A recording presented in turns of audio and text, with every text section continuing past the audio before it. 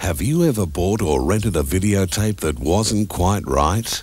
It may have been a pirate copy, an illegal and inferior copy for which you paid good money.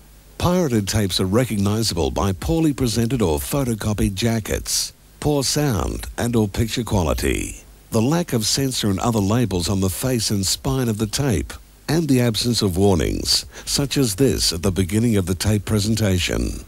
Pirate tapes rob artists and studios of their rightful income and add to the cost of a video to the consumer.